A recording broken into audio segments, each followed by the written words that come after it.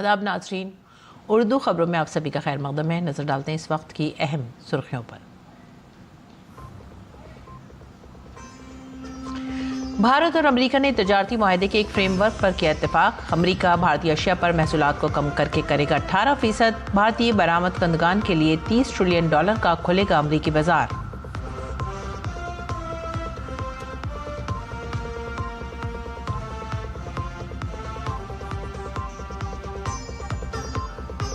वज़ीर-ए-आज़म नरेंद्र मोदी का मलेशिया का 2 रोज़ा दौरा आज से। वज़ीर-ए-आज़म अपने हममनसब अनवर इब्राहिम से करेंगे 2 तरफ़ा बातचीत। अहम शोबों के सरकर्दा CEO से भी करेंगे मुलाकात।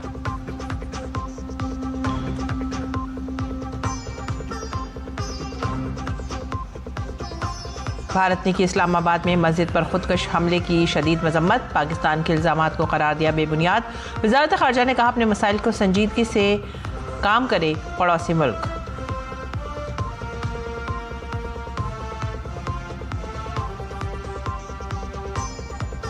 मरकजी वज़ीर दाखिला अमित शाह जम्मू कश्मीर और छत्तीसगढ़ के दौरे पर। जम्मू में तरक्की से मुतालिक मीटिंग में लेंगे हिस्सा। शाम को छत्तीसगढ़ में सीनियर हुकाम के साथ करेगी मीटिंग।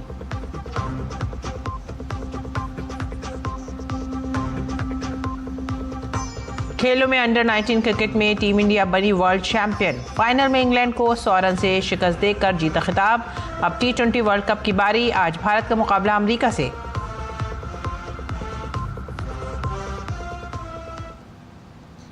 खबरें अब तफसील से। भारत और अमेरिका के तिजारती ताल्लुकात को नई तक़वियत मिली है। दोनों ममालिक ने बाहिमी और मुतवाज़िन तिजारत के एक अबूरी फ्रेमवर्क मुआहदे पर इत्तफ़ाक़ किया है। इस मुआहदे के तहत अमेरिका में दरामद की जाने वाली भारतीय अशिया पर 18% टैरिफ आयद किया जाएगा। रियासत मुत्तहिदा अमेरिका ने इशारा दिया है कि एक बार मुआहदे के निफाज के बाद भारतीय मसनूआत जैसे कि जेनरिक अद्वियात, जवाहरात और जेवरात, हीरे और हवाई जहाज़ के पुर्ज़ों पर रियायती टैरिफ वसूल किया जाएगा। मज़ीद बना स्टील, एलुमिनियम और तांबे से मुताल्लिक़ कौमी सलामती टैरिफ से भारत को राहत देने के लिए इंतजामात किए गए हैं। दरअसल भारत ने अगले 5 सालों में अमेरिका से $500 बिलियन मालियत की तवानाई की मसनूआत, हवाई जहाज़ और हवाई जहाज़ के पुर्जे, कीमती धाते, टेक्नोलॉजी की मसनूआत और कुकिंग कोल खरीदने का इरादा जाहिर किया है। मज़ीद बरा दोनों ममालिक टेक्नोलॉजी मसनूआत की तिजारत में नुमाया इजाफा करेंगे, जिसमें डाटा सेंटर्स में इस्तेमाल होने वाले ग्राफिक्स प्रोसेसिंग यूनिट्स और दीगर जदीद टेक्नोलॉजी के आलात शामिल हैं।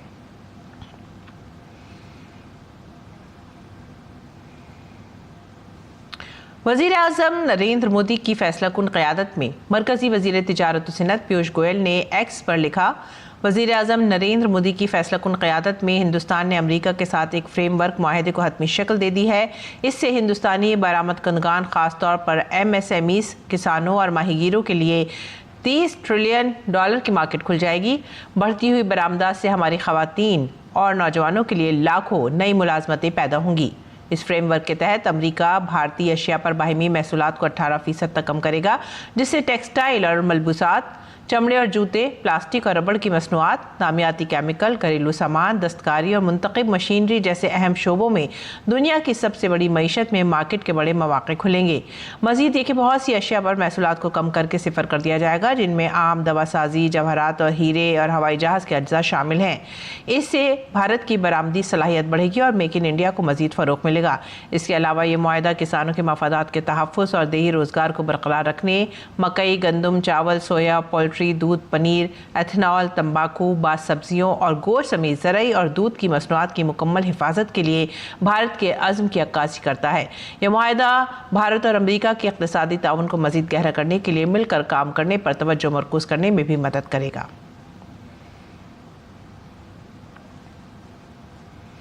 और वज़ीर-ए-आज़म नरेंद्र मोदी आज मलेशिया के 2 रोज़ा दौरे पर रवाना होंगे। वज़ीर-ए-आज़म अपने हममनसब अनवर इब्राहिम से दारुल हुकूमत कुआलालंपुर में तबादला ख्याल करेंगे।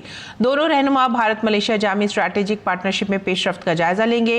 ये वज़ीर-ए-आज़म का मलेशिया का 3रा दौरा है। दोनों ममालिक ने 2024 में 2 तरफ़ा ताल्लुकात को एक जामी स्ट्रैटेजिक पार्टनरशिप तक ले जाने का फैसला किया है।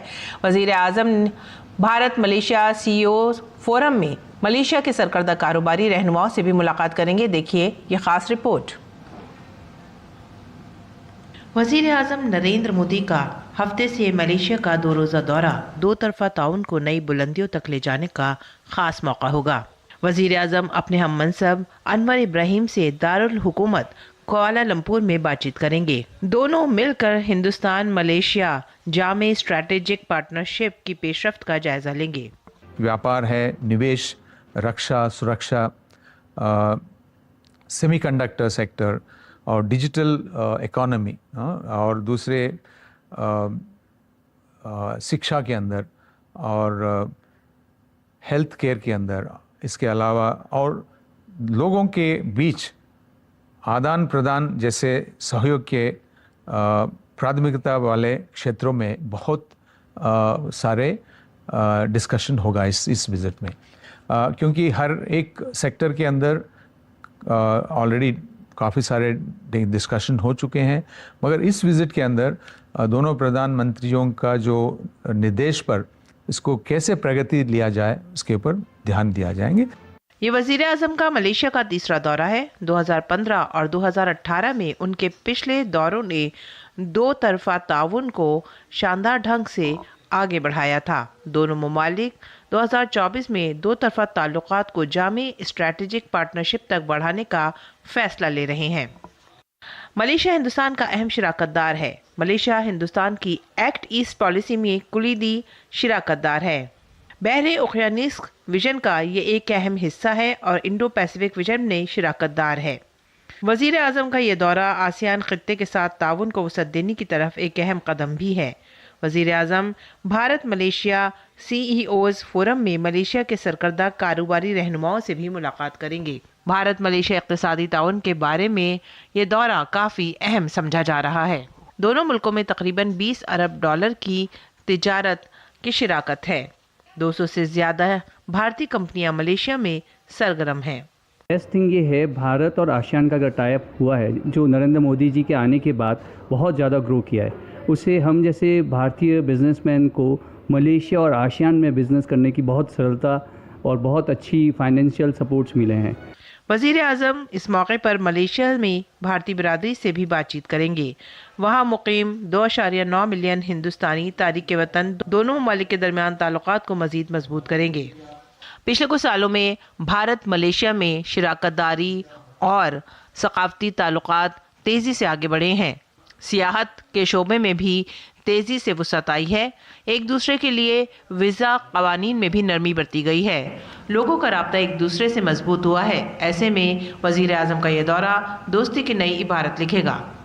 प्रधानमंत्री नरेंद्र मोदी के मलेशिया दौरे से उभरते हुए सेक्टर्स में सहयोग में विस्तार तो होगा ही, साथ ही साथ भारत और मलेशिया के रिश्ते नई ऊंचाई पर पहुंचेंगे। अपने सहयोगी मेघना देव और कैमरामैन विनय तिवारी के साथ शैलेंद्र मिश्र, DD न्यूज, कुआलालंपुर। मलेशिया में योगा तेजी से मकबूल हो रहा है। मलेशिया के लोगों की बढ़ती हुई तादाद ने योगा को अपने तर्ज जिंदगी के एक हिस्से के तौर पर अपना लिया है। देखिए कुआलालंपुर से हमारे नामानिगार शैलेंद्र मिश्र की खास रिपोर्ट। बीते वर्षों में दुनिया भर में योग की लोकप्रियता बढ़ी है। नए नए योग केंद्र खुल रहे हैं और उसमें योग सीखने के लिए लोगों की संख्या भी बढ़ रही है। इस वक्त हम मौजूद हैं कुआलालंपुर में और इस योग केंद्र पर आप देखिए, यहाँ योग टीचर योग सिखा रहे हैं और आप देखिए कि इसमें जो मलेशिया के लोग हैं और जो यहाँ पर रहने वाले लोग हैं वो योग सीख रहे हैं, नियमित योग सीखते हैं। और इस तरह से हम देख रहे हैं कि जो योग की जो लोकप्रियता है, योग के बारे में जो जागरूकता है, वो दुनिया भर में तेज़ी से बढ़ रही है। और ख़ास तौर पर मलेशिया में कुआलालंपुर में जहाँ पर बड़ी संख्या में भारतीय मूल के लोग रहते हैं, वहाँ हम देख रहे हैं कि नए नए योग सेंटर खुल रहे हैं। योग सीखने वालों की संख्या भी लगातार बढ़ रही है।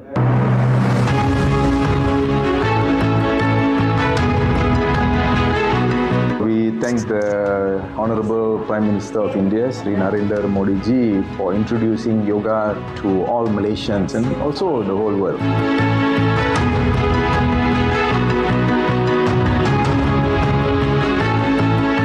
मलेशिया में सब तरह की नेशनैलिटीज़ रहते हैं। यहाँ पे चाइनीज़, मले और इंडियंस, पर सारी नेशनैलिटीज़ योगा करती हैं क्योंकि नरेंद्र मोदी जी ने बहुत ज़्यादा ट्रैवल करके योगा को स्प्रेड करा है।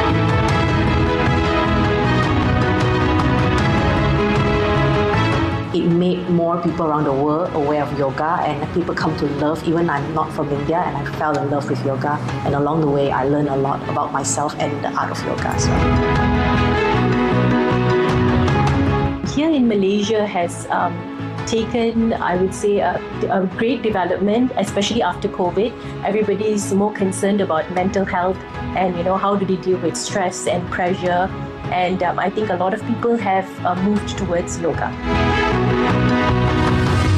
कुआलालंपुर में योग सिखा रहे शिक्षक बताते हैं कि 2014 के बाद बड़ा बदलाव आया है कि जो इंडियन हाई कमीशन है वहाँ से लगातार सपोर्ट मिलती है, उनसे बातचीत होती है कि कैसे योग को घर घर तक मलेशिया में पहुंचाया जा सकता है। और उसके बाद जागरूकता बढ़ी है, संख्या बढ़ी है छात्रों की, सीखने वालों की। और आप देखें कि योग सेंटर्स पे बड़ी संख्या में लोग आते हैं योग सीखने के लिए, और कई बार तो उन्हें अलग अलग समय के हिसाब से एडजस्ट करना पड़ता है कि कब वो क्लास में योग सीखने आए। तो एक बड़ा बदलाव आया है। हम देख रहे हैं कि योग को लेकर न केवल जागरूकता बढ़ी है बल्कि नियमित योग करने वालों की संख्या भी मलेशिया में बहुत बढ़ी है। और उसमें सिर्फ भारतीय लोग नहीं हैं, भारतीय मूल के लोग नहीं हैं, मलेशिया में रहने वाले अलग अलग देशों के लोग मलेशिया के योग सेंटर्स पर योग सीखने आते हैं। कैमरामैन जगमोहन के साथ शैलेंद्र मिश्र, डीडी न्यूज, कुआलालंपुर। और भारत ने पाकिस्तान के शहर इस्लामाबाद में एक मस्जिद पर खुदकुश हमले की शदीद मजम्मत करते हुए जानी और माली नुकसान पर ताज़ियत का इजहार किया है। भारत ने पाकिस्तान के बेबुनियाद और फजूल इल्ज़ामात को भी मुस्तरद कर दिया है। वज़ारत ख़ारजा ने कहा है कि पाकिस्तान को अपनी समाजी ताने बाने में मौजूद मसाइल को संजीदगी से हल करने की ज़रूरत है, लेकिन वह दूसरों पर इल्ज़ाम लगाकर ख़ुद को गुमराह कर रहा है।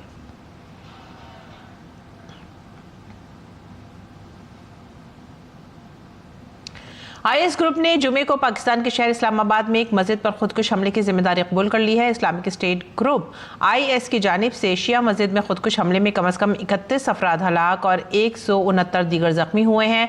2008 में मैरियट होटल में होने वाले बम धमाके के बाद पाकिस्तानी दारुल हुकूमत में ये सबसे महलिक हमला है। हलाकतों की तादाद में मजीद इजाफे का खदशा है।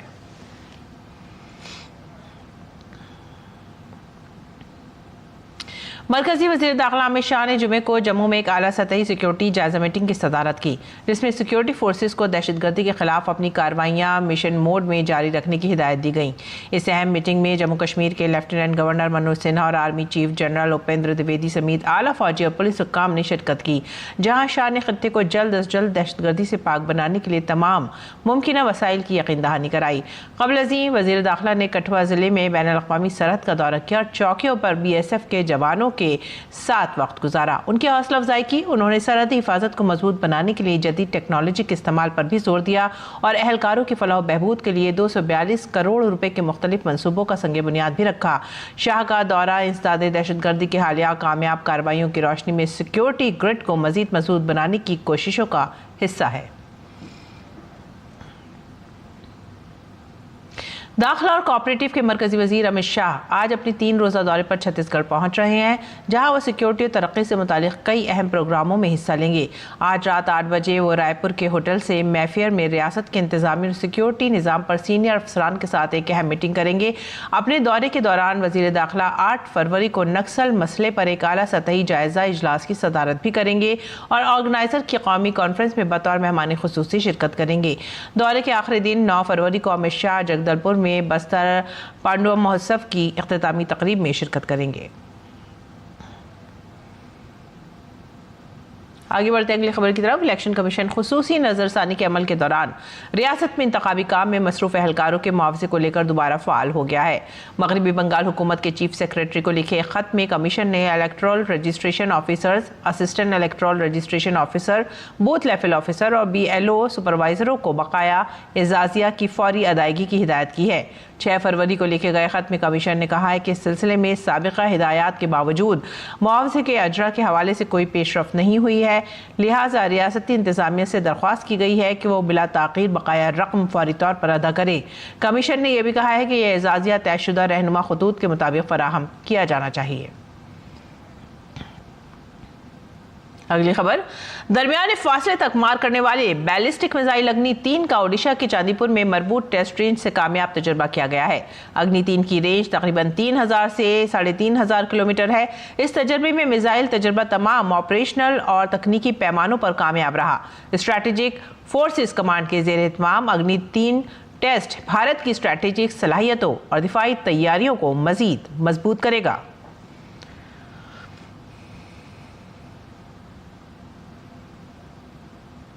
नाजरीन, जुमे को नई दिल्ली में सैरोज़ा आलमी उर्दू कॉन्फ्रेंस का आगाज़ हो गया है।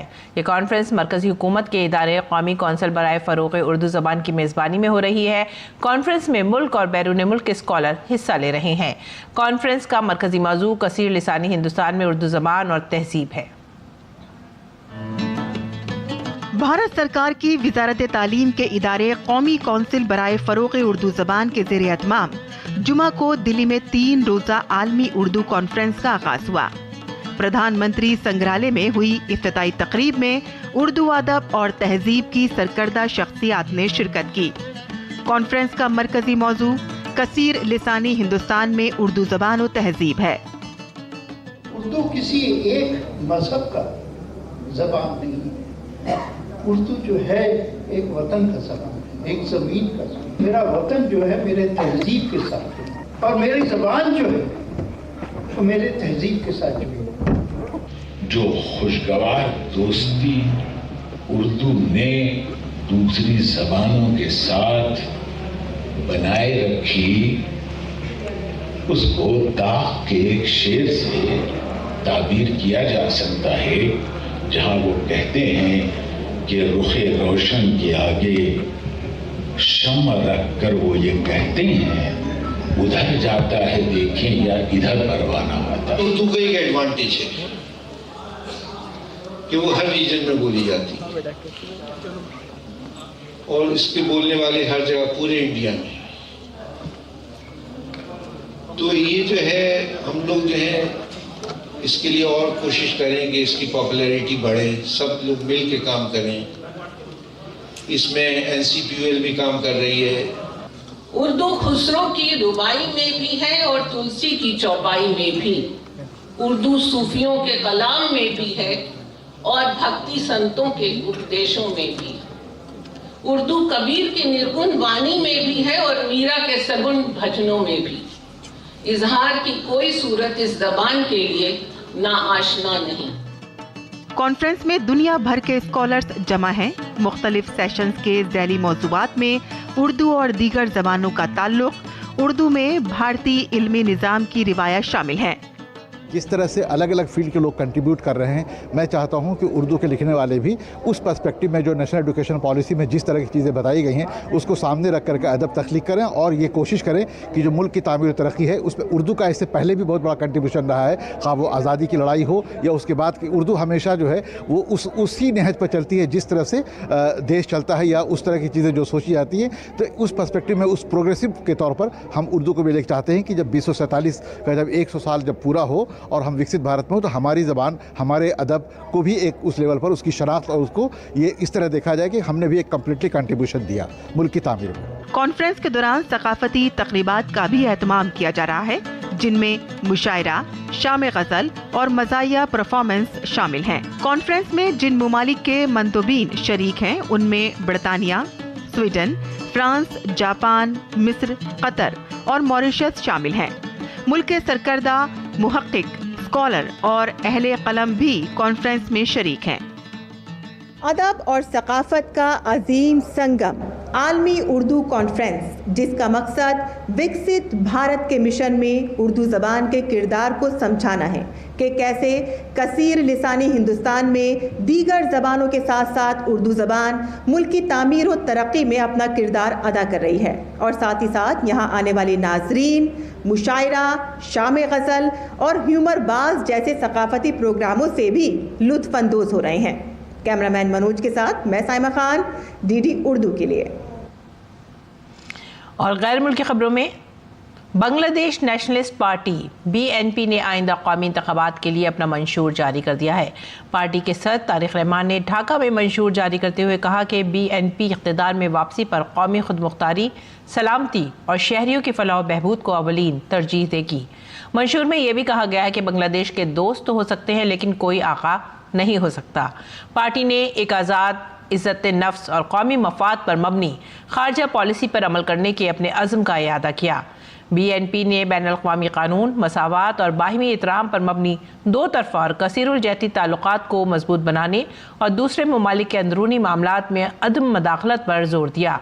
इक़्तिसादी सिफारतकारी पर खुसूसी जोर देने के साथ ये नई मंडियों, तिजारती मुआहदों और स्ट्रैटेजिक शराकतदारी के ज़रिए गैर मुल्की सरमायाकारी, टेक्नोलॉजी की मुंतकली और सनती तरक्की को फ़रोग़ देने का वादा करता है। इसने मेहनत और अवामी राब्ते की सिफारतकारी, इलाकाई सलामती, सरहदी तहफ़्फ़ुज़ और पड़ोसी ममालिक और मुस्लिम दुनिया के साथ ताल्लुकात को मज़ीद मजबूत बनाने के अज़्म का भी इजहार किया।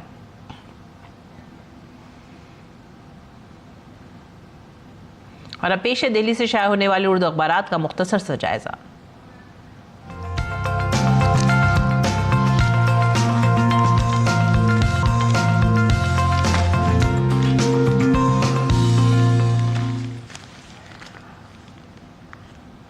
उर्दू अखबारात के जायज़े में जो पहली सुर्खी हमने ली है वो रोज़नामा इनकलाब से है और ये पड़ोसी मुल्क पाकिस्तान से मुताल्लिक़ है। पाकिस्तान इमाम बारगाह में ख़ुदकुश धमाका, कई अफराद इसमें हलाक और ज़ख्मी हुए हैं और ये बहुत ही मुहलक हमला समझा जा रहा है। साथ ही साथ IS ने इसकी ज़िम्मेदारी फ़िलहाल कबूल कर ली है। भारत ने ताज़ियत का इजहार किया है। आगे बढ़ेंगे अगली खबर की तरफ। पार्लियामेंट में हुकूमत और अपोजिशन के दरमियान तातुल बरकरार। अपोजिशन के मेंबरान पार्लियामेंट ने अमेरिका के साथ तिजारती मुआहदे पर दर्ज किया एहतजाज। इसके बाद की अगली सुर्खी, दुश्मन के लिए दीवार है BSF, जम्मू कश्मीर में अमित शाह का खिताब। आगे बढ़ेंगे अगली सुर्खी की तरफ। और इम्तिहान ज़िंदगी का आखिरी मकसद नहीं है, हमें गैर तरक्की की ज़रूरत है। परीक्षा पे चर्चा पर तलबा से खिताब किया वज़ीर आज़म ने। 5 रियासतों के असेंबली इंतखाबात की तैयारियां ज़ोर शोर से जारी हैं। तासीर की खबर, रोज़नामा तासीर की खबर। इसके बाद की अगली सुर्खी की तरफ हम नज़र डालते हैं।